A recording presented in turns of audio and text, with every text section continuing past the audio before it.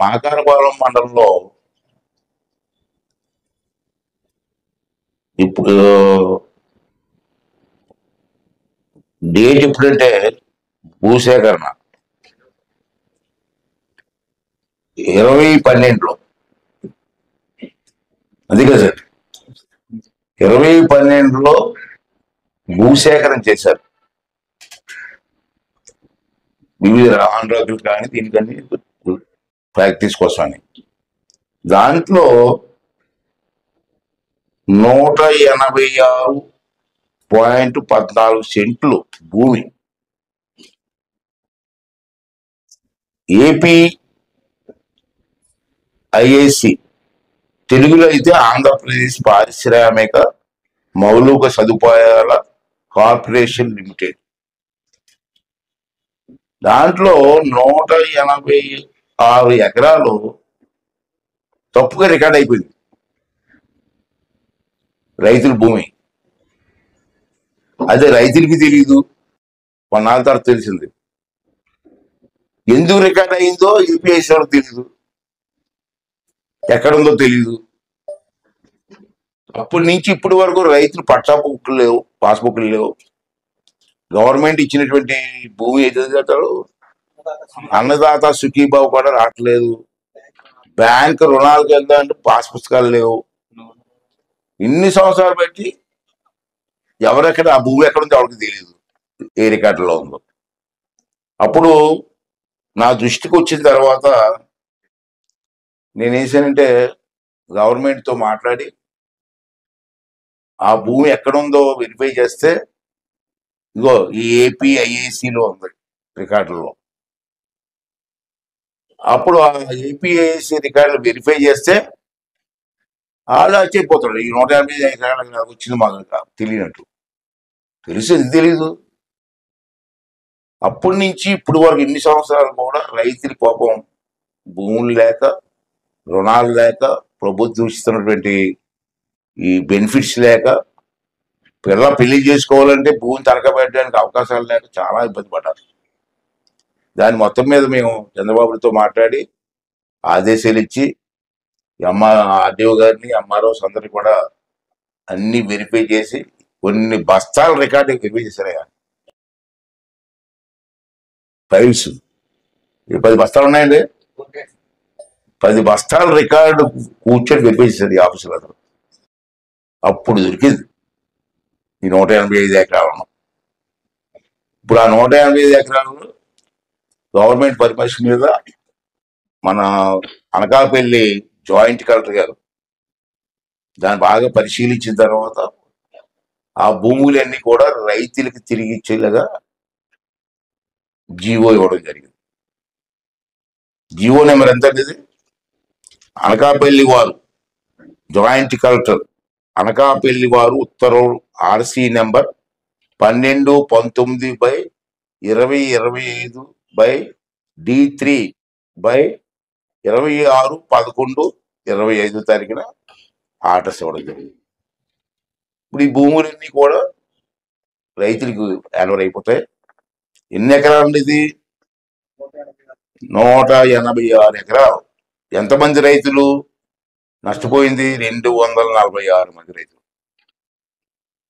ఈ 246 మంది రైతులు కూడా ఇన్ని సంవత్సరాలు నష్టపోయారు. పేరు చెప్పలేండి. మాజీ ఎమ్మెల్యే గారు ఏమన్నారంటే పోయిన ఎలక్షన్కి, ఈ గారిని నేను చేయకపోతే ఓటేడని అన్నాడు. 2 ఎలక్షన్కి అడగాలి లేదు, మరి ఇది చేయలేదు.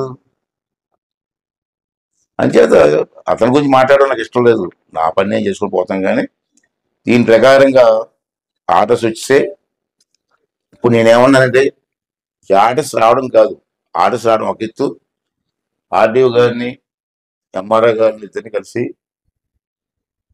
ఎంఆర్ఓ గారికి టచ్ ఉంది, 2 ఎంఆర్ఓ వచ్చారు. ఆ భూములు కరెక్ట్గా ఉన్నాయా లేదు కావాలి నాకు. ఇది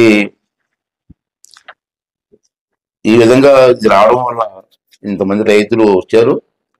ఇప్పుడు వాళ్ళందరినీ నేను రిక్వెస్ట్ చేసేది అంటే ఆర్డీఓ గారు ఎందుకు రమ్మన్నారంటే ఏంటి కూడా ఇప్పుడు ఆ భూముల తాలూకు వెరిఫై చేసి వాళ్ళకి మళ్ళీ మనం పాస్ పుస్తకాలు ఇవన్నీ కూడా రికార్డ్ ప్రకారం ఇచ్చి చేస్తే వాళ్ళు ఆ పాస్ పుస్తకాల మీద ఇప్పుడు ప్రతి నెల రైతులు పడుతుంది డబ్బులు పడుతున్నాయి కదా వాళ్ళు కూడా పడతాయి. రైతు బంధు పథకం ఉంది, రైతు బంధు పథకం ఇప్పుడు రాలేదు వాళ్ళకి. ఇప్పుడు ఈ పాస్ పుస్తకాలు వచ్చి రావడం వల్ల అందరికీ వస్తాయి. తర్వాత బ్యాంకులో లోన్ కూడా తెచ్చుకోవచ్చు. పిల్లల పెళ్లి కానీ చదువు కానీ లోన్లు కావాలంటే ఆ పాస్ పుస్తకం తెచ్చుకోవచ్చు. ఇప్పుడు వరకు తెచ్చుకునే అవకాశాలు లేవు.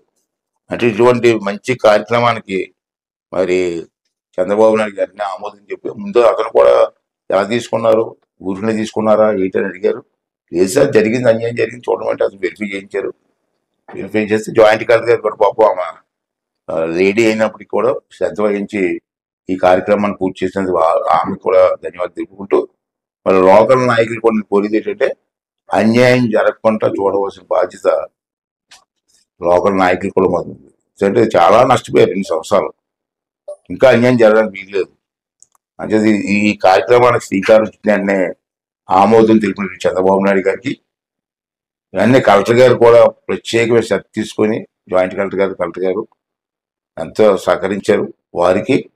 అలాగే ఆర్డీఓ గారికి ఎంఆర్ఓ కూడా పాపం నైట్ అండ్ డే పనిచేసి ఈ ఇంత భూమిని 186 ఎకరాల భూమిని పట్టుకున్నారు. లేకపోతే ఎవరికి తెలియదు, ఎక్కడో తెలియదు, ఆ పరిస్థితులకు వచ్చారు.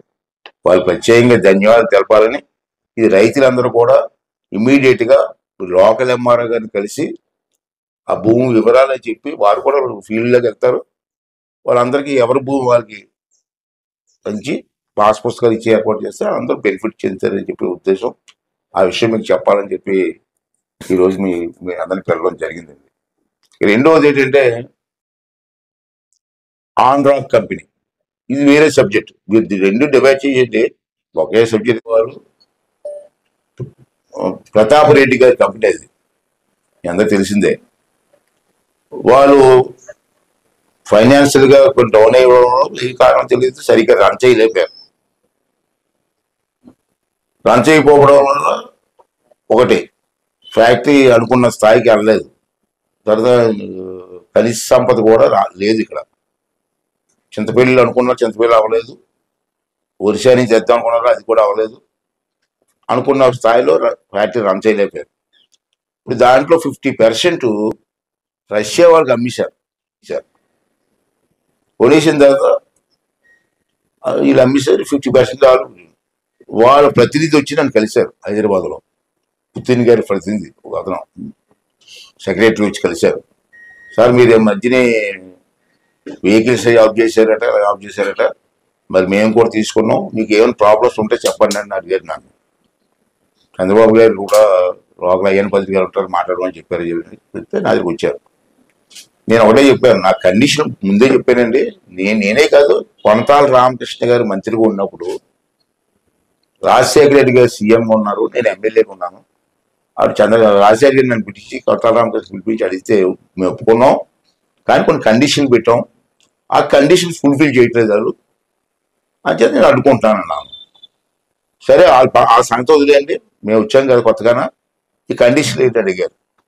కండిషన్లు పెడితే ఏంటంటే ఆ ఫ్యాక్టరీలో ఉద్యోగాలు ఉంటాయి, మీరు ఎవరెవరికో తీసుకుని చేస్తున్నారు, లోకల్ వాళ్ళకి ఇవ్వలేదు, భూములు పోనీకి ఇవ్వాలి కదా, మీరు ఎందుకు ఇవ్వలేదు అంటే వాళ్ళు ఏమన్నారంటే క్వాలిఫికేషన్ ఉండాలి కదా అన్నారు. ఇంజనీర్ కావాలా, ఆ భూములు పోనీ ఇంజనీర్ లేడు, నేనే తీసుకుంటాను సార్ అన్నాడు. అలా కాదయా, భూములు పోనీ ఇల్లు ఎన్ని ఉన్నాయి, మా ఆర్డీఓ గారిని అమ్మేవారిని పంపిస్తాను నీతోటి, ఇంటింటికి వెళ్ళి ఎవరు భూమి పోయింది, ఆ పిల్లలు ఎంతమంది ఉన్నారు, ఆ పిల్లలు ఏం చదువుకున్నా రికార్డ్ చేయని ముందు. ఇంట్లో 2 పిల్లలు ఉంటారు, మగ పిల్లలు, 2 పిల్లలు ఎంత 10th క్లాసు ఇంటర్మీడియట్ డిగ్రీగా చదువుకుంటారు కదా, ముందు రికార్డ్ చేయండి. ఎంతమంది పిల్లలు వస్తారో చూడండి, దాంట్లో మీకు సూటబుల్ ఎడ్యుకేషన్ ఉన్న కుర్రలందరూ తీసుకోండి. నెంబర్ 1 మీకు సూట్ అవుతుంది కదా మీకు ఉద్యోగాలకి. ఐటీఓ 10th క్లాసో ఏదో ఉంటుంది కదా, ఆ కుర్రలు ఉన్న వాళ్ళందరికీ మాత్రం కంపల్సరీగా ఇవ్వాలా. నెంబర్ 1 నోట్ చేసుకున్నాం. నెంబర్ 2 ఎడ్యుకేషన్ లేదు, మీకు సూటబుల్ కాదు. మీకు టిప్పర్లు ఉంటాయి కదా, టిప్పర్లు వాడతారు కదా, ఒక్కో టిప్పర్కి నెలకి అద్దె ఎంత ఇస్తున్నారు ఫ్యాక్టరీ ఎవరు? 2 లక్షలు 2.5 లక్షలు అద్దెస్తున్నారు టిప్పర్లకి, అద్దెకి పెట్టుకొని. నేనేమన్నా అంటే ఎవరు సూటబుల్ కాదు, ఎడ్యుకేషన్ లేదు, వాళ్ళందరినీ మరి ఒకరికి ఇష్టం అయ్యండి. 2 కుర్రాళ్ళు కలిసి ఒక టిప్పర్ కొందాం బ్యాంక్ లోన్తో. ఆ 2 కుర్రోళ్ళు ఏమో టిప్పర్లు తిప్పుకుంటారు, మీరు పైయోడు ఇచ్చిన అద్దె కుర్రోళ్ళకి ఇచ్చండి, ఖర్చులు పోని 2 లక్షలు మిగులుతాయి నెలకి, సరికోవ 1 లక్ష వస్తుంది, జీతం కంటే ఎక్కువ వస్తుంది తిరిగి. అది ఇవ్వండి అన్నాను, ఓకే అన్నారు. ఎడ్యుకేషన్ లేని వాళ్ళకి టిప్పర్లు డ్రైవింగ్ వచ్చిన వాళ్ళు అందరికీ టిప్పర్లు ఇద్దాం సార్ అని ఒప్పుకున్నారు. అది ఒకటి. 2, మూడోది ఏంటంటే ఇక్కడ కాలనీ కట్టారు, కాలనీ కూడా దాంట్లో రికార్డు ఉంది, కాలనీ కట్టారు. ఆ కాలనీ కూడా పూర్తిగా కట్టారు కానీ రోడ్లు లేవు, కొన్ని బెడ్షీట్స్ లేవు, కరెంట్ లేవు. మళ్ళీ నేను వచ్చిన తర్వాత మనం ఏవో కొన్ని రోడ్లు వేసాం, కానీ ఫ్యాక్టరీ వాళ్ళు వేయాల. ఆ కాలనీ అనుకున్న స్థాయిలో కంప్లీట్ చేయాలని చెప్పి 3 కండిషన్లు పెట్టారు. ఏదేమైనా సరే భూములు ఇప్పుడు క్లియర్గా చెప్తాను, ఈ నాయకులు కూడా చెప్తాను, ఎవరు చెప్పినా విన్నా, ఒక నిర్ణయానికి వచ్చాను నేను. మీరు కూడా జాగ్రత్తగా, నాయకులు కూడా జాగ్రత్తగా ఉండాలి, రికమెండేషన్లు వద్దు. ఎవరికైతే భూమి పోయిందో ఆ కుటుంబానికి ఉద్యోగం ఇస్తానో, ఇంకో పైనుంచి వస్తే ఒక్కడ కూడా ఎవరు మీ నాయకులు చెప్పినా వినకూడదు. భూమి పోయి ఆలేడుతుంటే ఇంకోళ్ళకి ఉద్యోగాలు ఇవ్వడే. మరి ఇంకోటి చెప్తారు మధ్యనే, మా ఇంట్లో కుర్రోళ్ళు లేరండి, మా తమ్ముడు గారు హైదరాబాద్ ఆ కుర్రోళ్ళకి ఇవ్వమంటున్నారు, ఎందుకు వాళ్ళ భూములు కూడా ఇస్తున్నాం. వాళ్ళు మా చుట్టాలకి ఇచ్చేయమంటారు, భూమి పోయిన వాళ్ళకి ఇస్తాం, ఆ కుటుంబంలో ఎవరికి ఉంటే ఇస్తాం. నేను క్లారిటీ ఇస్తున్నాను, మా నాయకులకు కూడా అర్థమయ్యేలా చెప్తున్నాను. మీరు అటువంటి రికమెండేషన్ నా దగ్గర తీసుకురావద్దు, తీసుకొచ్చినా చెయ్యని కూడా నేను. ఇదండి వివరంగా చెప్తున్నాను.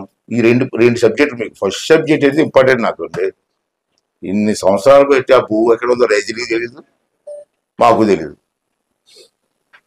ఎక్కడ పోయింది భూమి? భూమి ఉంది, రికార్డు కలపాలి. ఆ పట్టుకొని ఐపీఎస్ దొరికింది. ఒక మంచి అచీవ్మెంట్ నా లైఫ్లో అయితే. చాలా ఆనందంగా ఉంది నాకు. తక్కువ కాదు, 186 ఎకరాలు చిన్న విషయం కాదు కదా. అదండి ఆ విషయం చెప్దామని. అక్కడ రైతులందరూ కూడా ఇమ్మీడియట్గా ఎంఆర్ఓ వాళ్ళని కలిసి మీకు పాస్ పుస్తకాలు తీసుకోవడం, దానికి ఏముంటాయి రైట్స్ రావడానికి ఇవన్నీ అవి రికార్డులను తయారు చేసుకొని ఆర్డీఓ గారికి అప్లై చేస్తే వచ్చి టర్మ్ నుంచి, వచ్చి టర్మ్ అంటే ఇప్పుడు నెక్స్ట్ మంత్ నుంచి ఇప్పుడు ప్రభుత్వం ఇచ్చిన బెనిఫిట్స్ అన్ని దొరుకుతాయి. ఇన్ని కుటుంబాలు బాగుపడతాయి. ఇది చెప్తే మంచి సబ్జెక్ట్ అండి, అందుకే నేను పర్సనల్గా నేను చెప్పాలని చెప్పి. థ్యాంక్ యూ అండి. ఎనీవే చెప్పండి.